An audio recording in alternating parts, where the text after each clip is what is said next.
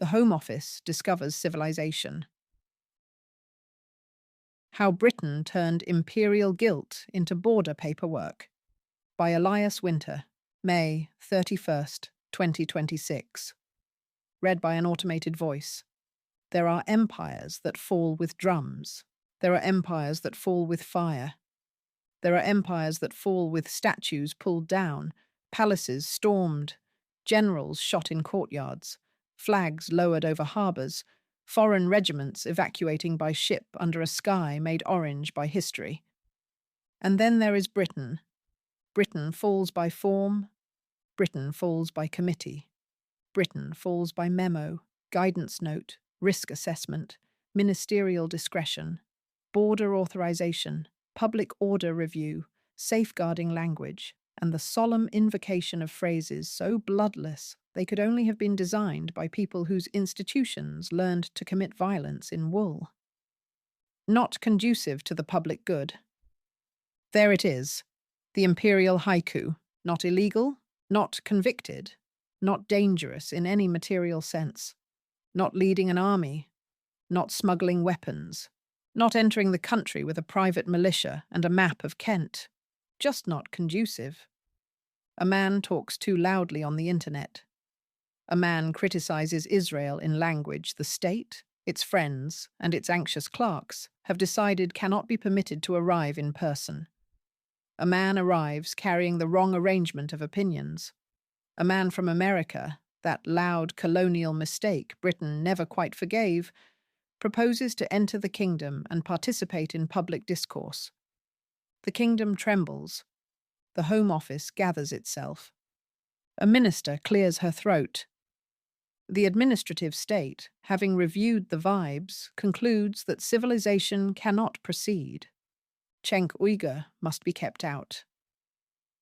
According to reporting in The Times, Uyghur's UK electronic travel authorization was cancelled after Home Secretary Shabana Mahmood concluded that his presence would not be conducive to the public good, with the reported rationale including concerns about anti-Semitism, public order, and past comments on grooming gangs.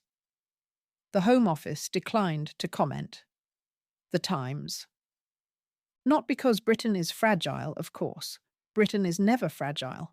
Britain is ancient, dignified, stable, mature, serious, parliamentary, common law, Magna Carta, Churchill, Shakespeare, tea, queues, and the sacred right of every person to be silently judged by a woman in a cardigan. But it turns out this great civilization, this island that once administered famine, partition, opium, concentration camps, ethnic hierarchy, and half the world's railway timetables, cannot withstand a Turkish-American YouTuber saying rude things about Israel. The empire that drew borders across continents is now frightened by a podcast guest. This is what decline looks like when it wears a tie. Not boots in the street, not torches, not the theatrical vulgarity of fascism. No, Britain is subtler than that. Britain criminalizes through politeness. It does not say, "We are afraid of dissent." It says, "We have concerns regarding public cohesion." It does not say, "Certain political arguments embarrass the state." It says, "Your presence may not be conducive to the public good." It does not say, "We helped create the Palestine problem and are now very annoyed by people who keep mentioning it." It says, "Community tensions must be managed." Managed. That beautiful imperial word. The Irish were managed. The Indians were managed. The Kenyans were managed. The Palestinians were managed. The miners were managed. The poor were managed. The migrants are managed. The protesters are managed. The speech is managed. The guilt is managed. Britain's genius has always been to convert moral catastrophe into administration. This is why the Balfour Declaration remains one of the most British documents ever written. Not because it was uniquely long. It was brief, almost courteous. a tidy little note announcing that one people's national aspirations would be honoured in a land where another people already lived, while those other people were referred to with the imperial delicacy of a clerk describing furniture left in a rented flat. The existing non-Jewish communities. What a phrase. Not Arabs, not Palestinians, not a people, not a nation, not a political subject. Existing, non-Jewish communities. A civilization of ghosts described negatively as an obstacle category.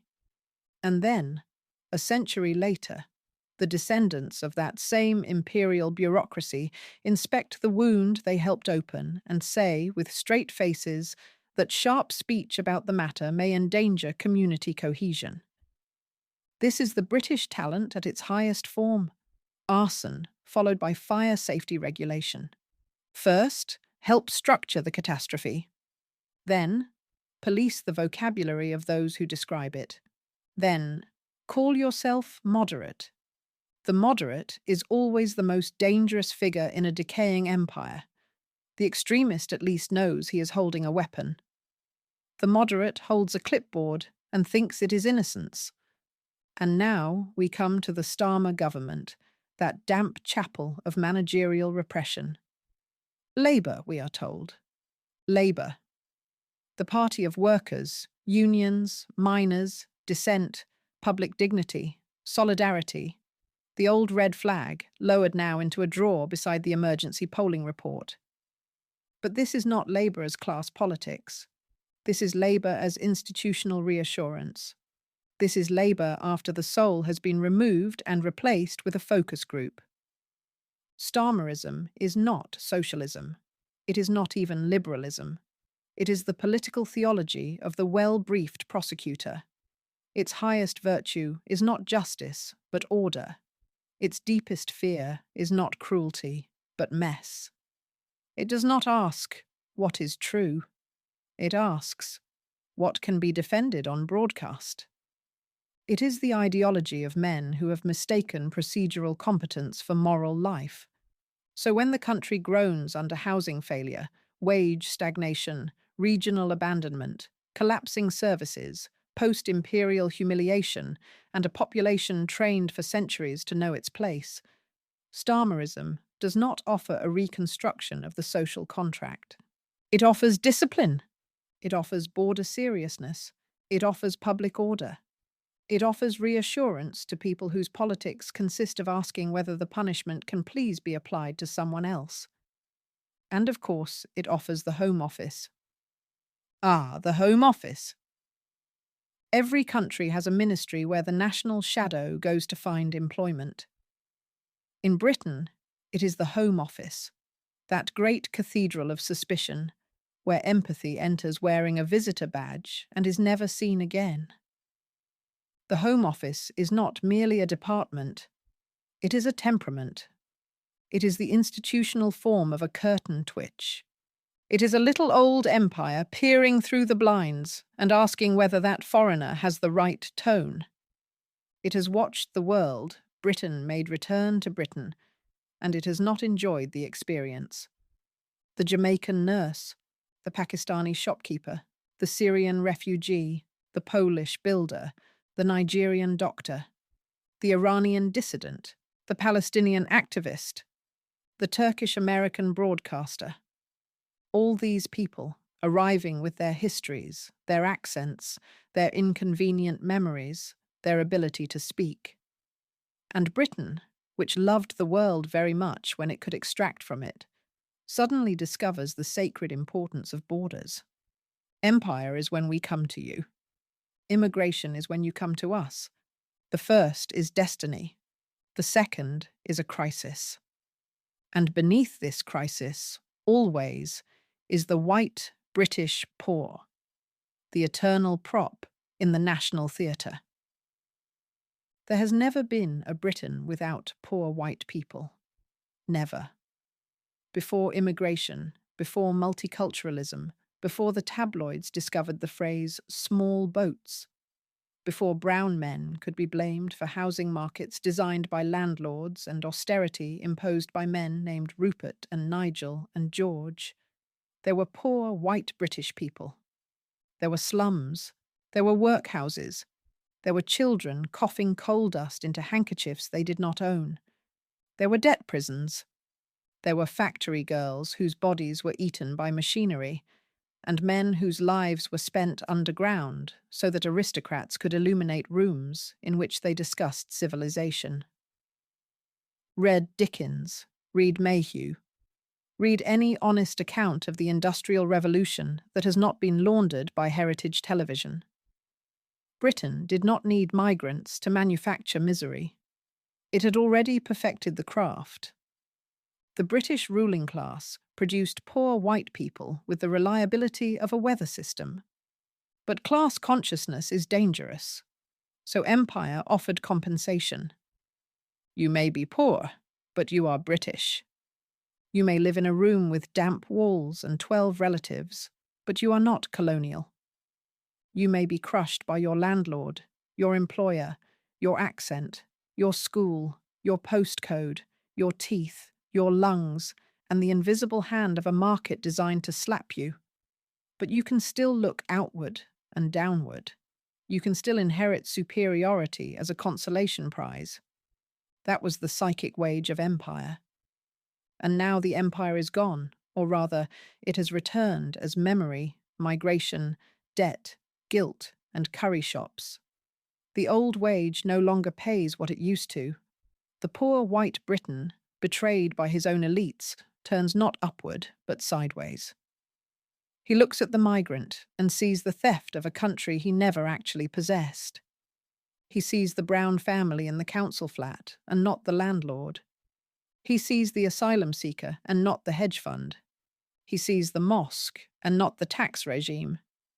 He sees the foreign doctor and not the collapsed hospital administration. He sees Palestine marches and not Balfour. He sees the consequence and calls it invasion. This is not politics. It is misdirected humiliation. There is a peasant quality to it. Yes, not peasant as poverty. Poverty is not shameful. Peasant as posture. The bowed creature who kisses the boot and then demands permission to kick the stranger. The servile imagination cannot imagine freedom. It can only imagine proximity to punishment. This is why the authoritarian state always finds volunteers. It does not need everyone to be cruel. It only needs enough people to enjoy seeing the state say no to someone they envy, fear, or resent. No, he may not enter. No, she may not protest. No, they may not assemble. No, that slogan may not be displayed. No, that organization may not be supported. No, that foreigner may not speak. And the crowd, having received nothing material, feels briefly restored. This is the economy of decline, symbolic punishment in place of bread.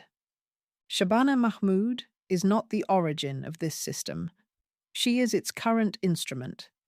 And perhaps, in the tragic little theatre of modern Britain, she is also one of its more revealing performers. A Pakistani background Muslim woman presiding over a home office that must prove again and again that it is harder than compassion, harder than the left, harder than migrant softness, harder than Palestine, harder than whatever the tabloids have decided is the latest hole in the national roof. This is not merely personal, it is structural. Minority figures in imperial states are often invited into power on one condition: demonstrate that the machinery will not soften in your hands. The empire loves nothing more than a colonized face administering imperial discipline. Not because that person is uniquely guilty. Sometimes they are ambitious, sometimes ideological, sometimes afraid, sometimes genuinely convinced, sometimes all of these. But the symbolic function is unmistakable. Look, says the state, even she agrees. Even the daughter of migrants will punish migrants. Even the Muslim will discipline Palestine speech. Even the minority minister will defend the majority's anxiety. Even Labour will do what the right wanted, only with better HR language. This is the genius of contemporary authoritarian liberalism. It diversifies the personnel of coercion while preserving the structure of coercion. The old empire sent pale men in helmets. The new empire sends a values statement and a minister with an immigrant surname. Progress. And so a broadcaster is banned, not a terrorist, not a warlord, not an arms dealer, not a financier of death, not one of the well-laundered men who can enter any capital on earth because their violence has been converted into portfolio allocation. A broadcaster. A loud man, yes. An abrasive man, yes. A man who has said stupid things, undoubtedly. But this is the cost of speech. People say things. They exaggerate, overreach, correct themselves, fail, return, argue, offend, learn nothing, learn something, make enemies, become necessary. Public discourse is not a cathedral choir. It is a market, a boxing ring, a sewer, a classroom, a tavern, and occasionally a small miracle. If the standard for entry into a democratic country becomes, has never said anything inflammatory about an inflammatory subject, then democracy has been replaced by airport etiquette. But that, of course, is the logic of not conducive. UK Home Office guidance says non-conducive grounds cover cases where admitting someone is considered undesirable because of their character, conduct, associations, or because they are judged to pose a threat to society. It also says a criminal conviction is not required. The test is explicitly broad. gov.uk. There is the moral fog machine, not crime, not trial, not conviction, not even necessarily incitement. Undesirability. The state looks at a person, weighs his speech, his associations, his tone, his history, his political utility, his capacity to irritate, and then translates its distaste into public safety. This is not law as justice. This is law as atmosphere. And the most absurd part is that Britain itself is inflammatory. Its history is inflammatory. Its museums are inflammatory. Its borders are inflammatory. Its royal jewels are inflammatory. Its manor houses are inflammatory. Its foreign policy is inflammatory. Its newspapers are inflammatory. Its football chants are inflammatory. Its prime ministers are inflammatory. The entire island is a museum of unresolved provocation. But Cenk Uyghur is the problem. One must laugh, because the alternative is to begin naming crimes. There is something almost tenderly pathetic about it. An exhausted post-imperial state, unable to solve housing, unable to rebuild public services, unable to speak honestly about class, unable to confront its imperial past, unable to decide whether it is Europe, America's valet, a financial laundromat, a heritage park, or a damp Singapore with worse trains, suddenly discovers firmness at the border. At last, sovereignty. Not over capital, not over landlords, not over oligarchs, not over tax avoidance, not over the machinery that impoverishes its own citizens, but over a visiting pundit. This is late empire reduced to bouncer work. And Starmer, standing above this scene with the expression of a man who has read every briefing and understood none of the metaphysics, calls it seriousness. He does not rage. He does not need to. He is not Trump. He is not Farage. He is not theatrical. He is worse in a quieter way. He is the respectable face of the narrowing corridor. The genius of Starmerism is that it makes repression sound like responsible adulthood. Ban the protest? Responsible? Restrict the march? Sensitive to community concerns? Prescribe the group? Necessary. Police the slogan? Context dependent. Exclude the speaker? Public good. Expand online regulation? Child safety. Harden migration rules, restoring confidence. Each individual measure arrives dressed as necessity. Only later does one notice that the walls have moved inward. No single decision declares the new order. That would be vulgar. Instead, the permitted space shrinks through a sequence of reasonable steps, each explained by a serious person in a serious suit using serious words. The authoritarianism of the British state is not hot. It is room temperature. It does not scream. It minutes the meeting. This is why people miss it. They are looking for madness. Britain offers process. They are looking for hatred. Britain offers concern. They are looking for censorship. Britain offers safety. They are looking for tyranny. Britain offers a PDF. And somewhere in that PDF, between the definitions and the ministerial discretion and the solemn reference to public cohesion, is the corpse of political liberty, politely footnoted. The Cenk Uyghur case matters because it reveals the mechanism in miniature. A state that cannot tolerate a controversial foreign speaker is not protecting democracy. It is protecting narrative management. And the narrative being managed is obvious. Britain is innocent. Britain is moderate. Britain is fair. Britain is anti-racist, but firm. Britain supports free speech, but not harmful speech.